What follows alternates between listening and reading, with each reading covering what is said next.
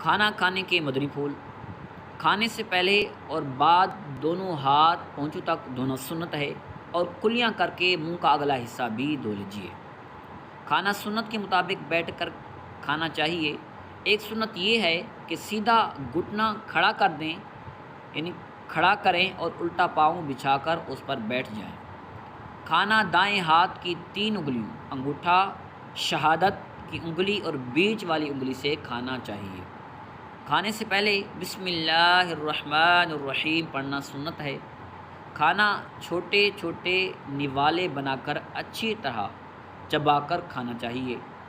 کھانے کے بعد برتن اچھی طرح صاف کر لیجیے۔ کھانے کے بعد الحمدللہ رب العالمین کہنا چاہیے۔